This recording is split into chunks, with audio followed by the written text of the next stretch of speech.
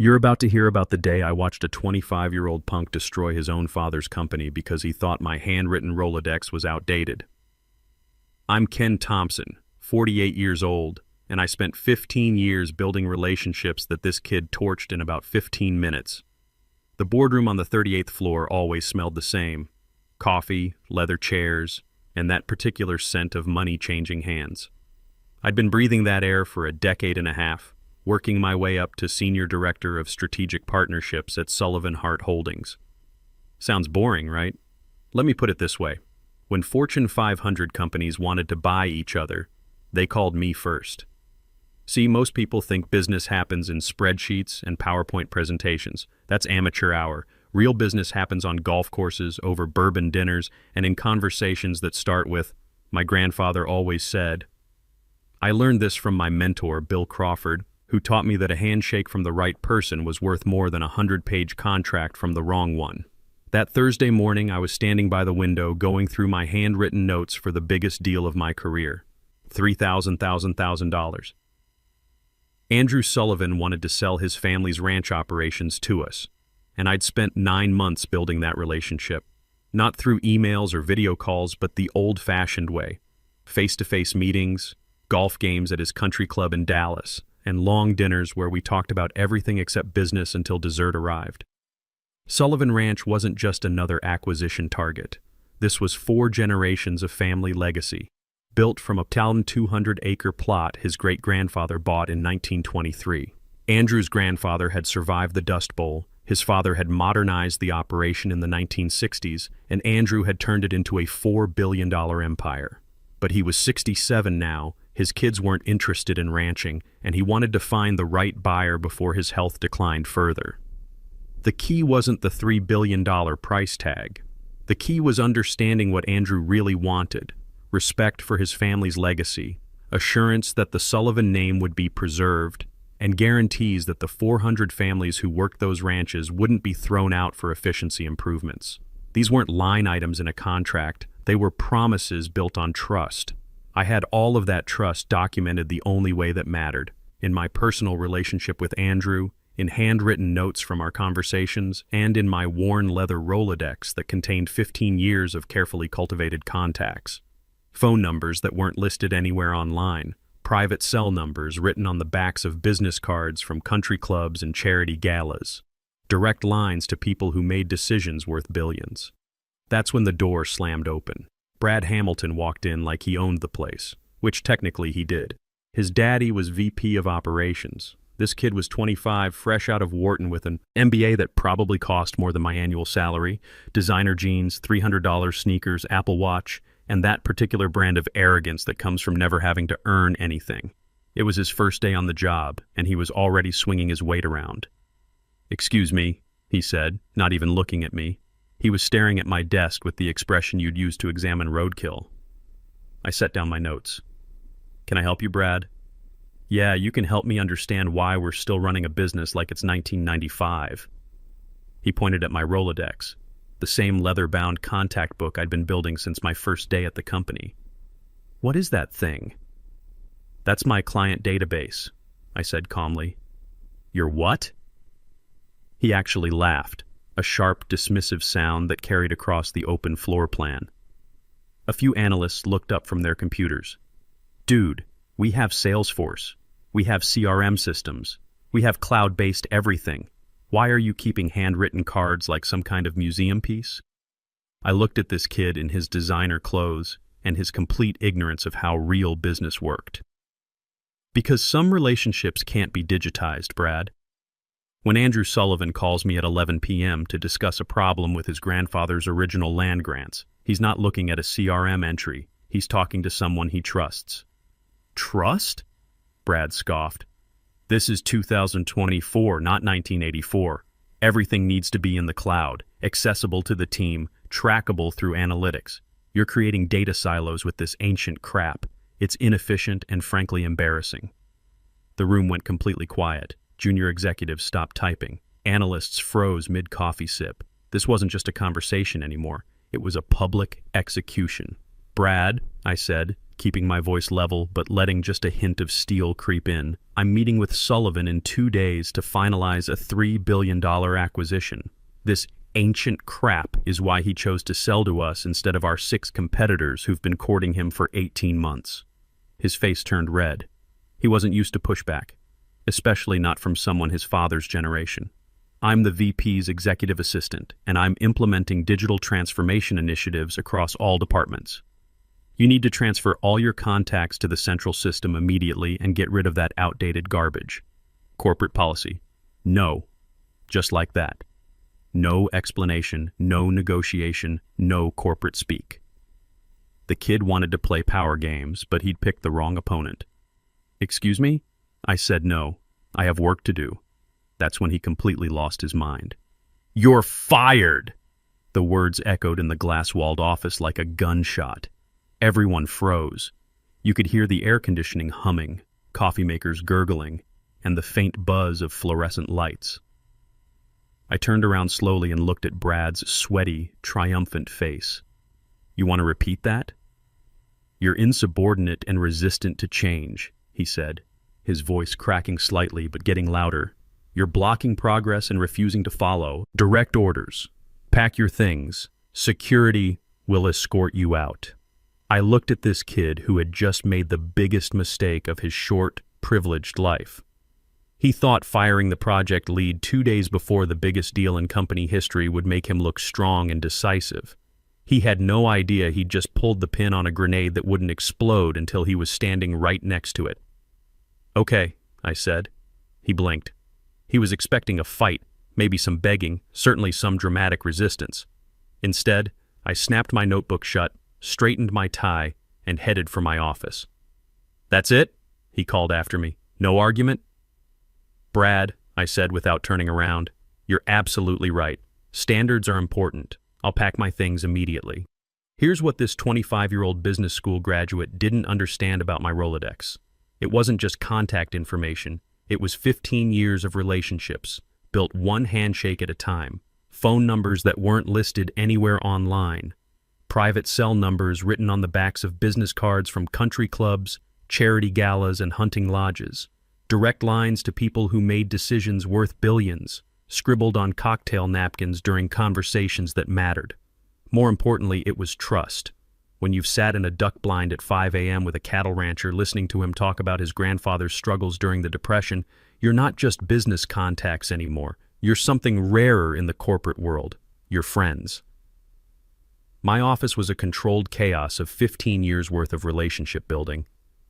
Unlike the sterile minimalism of the boardroom, my desk was covered with handwritten thank you notes, photos from golf tournaments, and business cards from people who didn't advertise their services because they didn't need to. There was the crystal paperweight Andrew Sullivan had given me after we closed a smaller deal 3 years ago. A bottle of 18-year-old bourbon from a Texas oil executive whose ranch bordered Sullivan's property. A signed baseball from a Chicago commodities trader who'd introduced me to Andrew in the first place. But the real treasure was that worn leather Rolodex. Every card represented hours of conversation, shared meals, and mutual respect built over years. These weren't digital contacts you could export and import. These were relationships that existed in the spaces between business transactions, in the trust that developed when someone's word meant something. I cleaned out my desk slowly, methodically. Personal photos first, my dad at my college graduation, my golf foursome from last year's charity tournament, then the sentimental stuff, awards, thank you letters, the bottle of bourbon I kept for celebrating closed deals. Linda Foster, my assistant, appeared in the doorway looking like she'd seen a ghost. Ken, is this really happening? Please tell me this is some kind of joke. It's happening, Linda, I said, sliding the Rolodex into my briefcase with the care you'd use to handle a family heirloom. But don't worry about the Sullivan meeting. I'm sure Brad can handle it. He's got Salesforce, right? The sarcasm felt good, but it couldn't mask the bigger picture.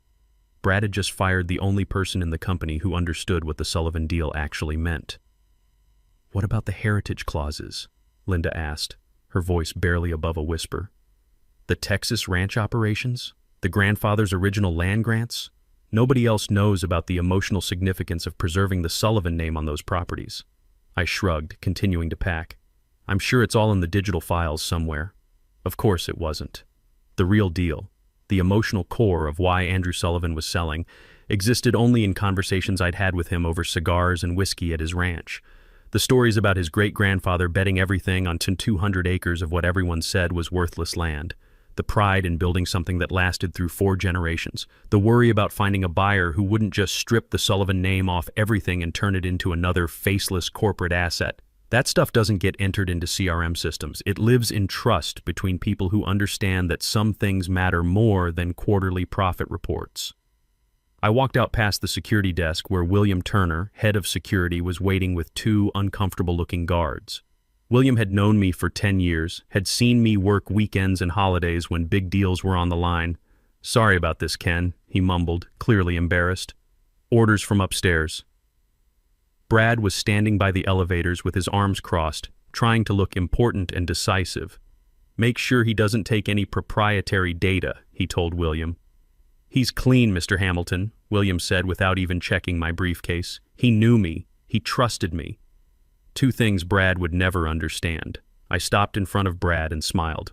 Not a bitter smile or a threatening one, a genuine smile. The kind you give someone who has unknowingly just handed you a winning lottery ticket while thinking they're giving you a parking fine.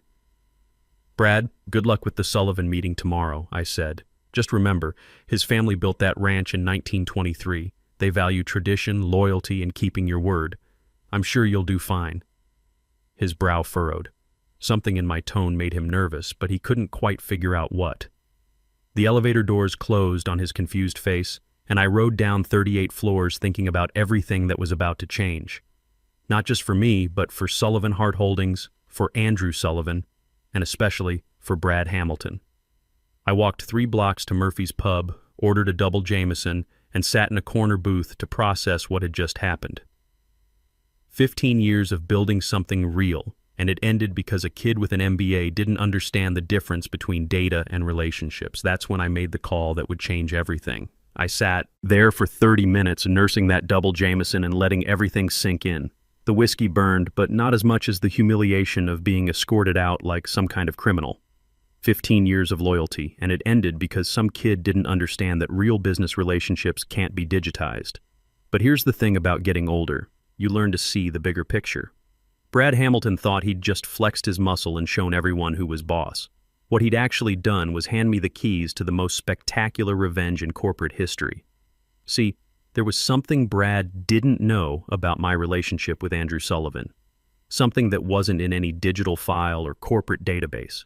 Our families had been doing business together for 20 years. My father, God rest his soul, had helped Andrew's father navigate a federal land dispute back in the 1980s. When Andrew decided to sell, he'd specifically requested me as the liaison, not Sullivan Hart Holdings, me, personally. That distinction was about to become very important. I pulled out my personal phone and dialed a number I knew by heart. Not the ranch's main number, not his business line, but the private cell phone he carried in his shirt pocket. "Sullivan Ranch, this is Andrew. Mr. Sullivan, it's Ken Thompson." "Ken, good to hear from you. I wasn't expecting to call until tomorrow to confirm our Friday meeting. Everything still on track?"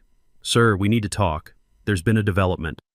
The warmth in his voice immediately shifted to that sharp, focused attention that made Andrew Sullivan one of the most successful ranchers in Texas. "What kind of development?" "I've been terminated." Silence. Long enough that I thought the call had dropped. When he spoke again, his voice was ice cold. "Terminated by whom?" "The VP's son, Brad Hamilton, 25 years old, fresh out of business school. Some disagreement about business methods. And who's handling our transaction now?" "Brad Hamilton. He thinks your grandfather's land grants are inefficient legacy assets that need to be digitized and optimized." Another pause. This one felt dangerous. "He thinks what exactly?" "According to him, traditional relationships are outdated. Everything should be data-driven and cloud-based. He fired me for refusing to transfer my personal contacts to their corporate system." I could hear Andrew breathing on the other end. When you've known someone for years, you learn to read their silences. This wasn't confusion. This was controlled fury. "Ken, are you free for dinner tomorrow?" "I'm unemployed, Mr. Sullivan. I'm free all week." "Good. Meet me at the Union Club at 7 p.m. "And Ken?" "Yes, sir?" Don't sign anything with those people, not a severance package, not a non-disclosure agreement. Nothing.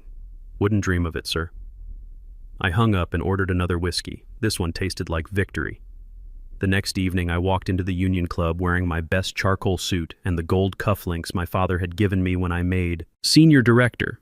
The Union Club wasn't just a restaurant, it was an institution. Dark wood paneling, leather chairs that had seen a century of handshake deals, and the kind of discreet service that made powerful men feel comfortable discussing sensitive matters. Andrew Sullivan was waiting in the library, holding 2 glasses of bourbon that probably cost more than most people's car payments. He looked exactly like Central Casting would order for successful Texas rancher: silver hair, weathered hands, and eyes that had seen everything twice. "Ken," he said, standing to shake my hand, "you look good for an unemployed man." "Thank you, sir. Good genes and stubborn pride." We settled into leather chairs that were probably older than both of us combined. The bourbon was Pappy Van Winkle 20-year, which told me this wasn't just a social dinner. "Tell me exactly what happened," Andrew said. I walked him through the whole thing. Brad's demands about digitizing everything, his complete disrespect for traditional business relationships, the public firing. Andrew listened without interrupting, occasionally nodding or taking a sip of bourbon. "This Brad character called my office this afternoon," Andrew said when I finished. "Told my assistant that you were unavailable due to a family emergency, but that he was fully briefed on our arrangement and ready to proceed." I nearly choked on my drink. A family emergency? That was my reaction. See, if you're having a family crisis, we can delay the closing, show some human decency. But if you've been fired, he let that hang in the air. "That triggers the key personnel clause," I finished. "The deal becomes voidable immediately." "Exactly. So this boy is either incompetent or dishonest, possibly both." Andrew reached into his briefcase and pulled out a thick document. "Which brings me to why I asked you here." He handed me the papers. It wasn't an employment agreement. It was a partnership proposal. Sullivan Holdings is looking for a new director of strategic acquisitions. The salary is $280,000 annually, exactly twice what you were making.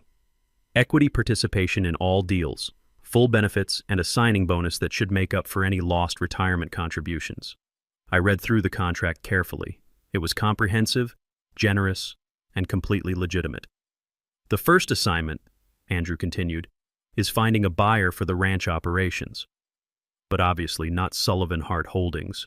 They've disqualified themselves through their own incompetence." "What about tomorrow's meeting?" Andrew smiled, and it wasn't entirely pleasant. "Oh, I'm still taking that meeting. I want to see this Brad character try to explain our relationship. I want to watch him realize that he fired the only person who could have saved his deal. And after that? After that, you and I find a real company to buy the ranch. One that understands the value of relationships and treats experienced professionals with respect." I looked at the contract again. It was more than just a job offer. It was vindication. It was proof that experience and integrity still mattered in a world increasingly dominated by kids with MBAs and no actual wisdom. "I accept," I said. "Excellent." Andrew raised his glass. "To new partnerships and old-fashioned justice." We finished our bourbon and spent another hour discussing strategy. By the time I left the Union Club, the trap was set. All that remained was watching it spring shut. The meeting was scheduled for 10 a.m. Friday morning. At 9:45, I walked into the lobby of Sullivan Hart Holdings wearing my new Sullivan Holdings Company ID badge and my most expensive suit. I didn't hide in some corner. I stood right there by the security desk, in plain sight, like a ghost returning to haunt the living. The lobby buzzed with its usual morning energy. Executives rushing to meetings, assistants juggling coffee orders, the familiar chaos of a company that moved billions of dollars around like chess pieces. I watched it all with the detached amusement of someone who was no longer part of the machine. William Turner spotted me first. His eyes went wide, then he quickly looked away, trying not to draw attention. Smart man. At 9:58, Brad Hamilton came rushing down from the 38th floor looking frantic. His expensive suit was slightly wrinkled, there was sweat on his forehead, and he had the desperate look of someone who'd spent the last 18 hours trying to figure out how to fake expertise he didn't possess. He saw me immediately. "What the hell are you doing here?" he shouted across the marble lobby, his voice echoing off the walls. Every conversation stopped. 50 people turned to watch the show. "I'm here for the Sullivan meeting," I said calmly. "You don't work here anymore." "You're absolutely right. I work for Sullivan Holdings now." The color drained from his face so fast I thought he might pass out. Christopher Peterson, the CFO, appeared behind him looking confused and increasingly panicked. "What's going on here?" Peterson demanded. "Ken works for the client now," Brad stammered, his voice cracking. "This has to be some kind of corporate espionage. This is sabotage." "Sabotage?" I laughed. "Brad, you fired me for refusing to digitize my personal relationships. I found new employment. That's called capitalism." That's when Andrew Sullivan walked through the revolving doors. The man had presence. At 67, he moved with the confidence of someone who'd built an empire from dirt and wasn't intimidated by glass towers or corporate politics. He wore a perfectly tailored navy suit, traditional leather shoes that had been resold more than replaced, and an expression that suggested he was here to settle accounts. He looked around the lobby slowly, taking in the scene. Brad sweating in his designer clothes, Peterson panicking in his $3,000 suit, me standing calm and professional by the security desk wearing my new company badge. "Gentlemen," Andrew said, his voice carrying across the marble like a judge calling court to order. "I believe we have a meeting scheduled." Brad stepped forward, trying to compose himself. "Mr. Sullivan, there's been some confusion about staffing changes. Ken Thompson no longer represents Sullivan Hart Holdings in any capacity." "I'm aware," Andrew said, his eyes never leaving Brad's face. "He represents me now." The silence was absolute. You could hear the air conditioning, the distant hum of elevators, even the traffic outside. But nobody in that lobby was breathing. Peterson tried to salvage something from the wreckage. "Mr. Sullivan, please, this is clearly a misunderstanding. We can bring Ken back immediately. Full reinstatement, promotion, whatever compensation package he requires." Andrew looked at me with raised eyebrows. "Ken, are you interested in returning to Sullivan Hart Holdings?" I smiled. "No, sir. I'm quite happy with my new position. Better pay, better benefits, and most importantly, better management." Andrew nodded approvingly. "Then there's no one here I trust to handle this transaction." He turned toward the door, then stopped and looked back at Brad. "Young man, you called my office yesterday and lied about Ken's status. You told my staff he was unavailable due to a family emergency. That was either incompetence or dishonesty. I don't do business with companies that employ either." Brad's mouth opened and closed like a fish gasping for air. "But the contract, the terms were agreed to. We have a binding letter of intent." "Letters of intent are contingent on due diligence and good faith dealing," Andrew said coldly. "You've demonstrated neither. Good day, gentlemen." He walked out. I followed him, leaving behind 15 years of my life and a $3,000 deal that had just evaporated in the most expensive temper tantrum in corporate history. In Andrew's car, he chuckled. That was even more satisfying than I expected. "Did you see the boy's face when he realized what he'd done?" "Hard to miss," I said. "What happens now?" "Now we find a real company to buy the ranch. One that values experience and treats people with respect." The aftermath was swift and brutal. By noon, Sullivan Hart's stock had dropped 15%. By close of business, it was down 27%. The business media picked up the story by Monday morning. Failed leadership costs. Sullivan Hart 3BID deal. The board called an emergency meeting Tuesday morning. By Tuesday afternoon, Brad Hamilton's father had been demoted. Brad himself was quietly let go with a non-disclosure agreement that basically paid him to disappear and never talk about what happened. They tried everything to salvage the deal, called Andrew's office, offered concessions, even flew a delegation to Texas to meet with him personally. Andrew refused to take their calls. When they showed up at his ranch uninvited, his security team escorted them off the property. 6 months later, we sold Sullivan Ranch operations to Palmer Family Holdings, a fourth-generation agricultural company based in Nebraska. They understood heritage. They valued tradition. They respected the handshake agreements that had governed the Sullivan Ranch for 100 years. Final sale price, $3,200,000. $200 million more than Sullivan Hart had offered. As for me, I'm doing just fine. My office has a view of downtown Dallas, a fully stocked bourbon cabinet, and walls lined with thank you letters from clients who appreciate that some things can't be digitized. My Rolodex is bigger than ever, full of people who understand that real business happens between human beings, not computer systems. Last week, I got a Christmas card from Linda Foster. She found a new job at a company that values experience. William Turner retired with a full pension. Christopher Peterson landed on his feet at another firm. Brad Hamilton? Last I heard, he was working for a tech startup in Austin, probably trying to disrupt something that doesn't need disrupting. Sometimes the old ways really are the best ways. Sometimes respect matters more than innovation. And sometimes, if you're patient and play your cards right, the universe gives you exactly the revenge you deserve. That's my story. Hope it was worth the telling.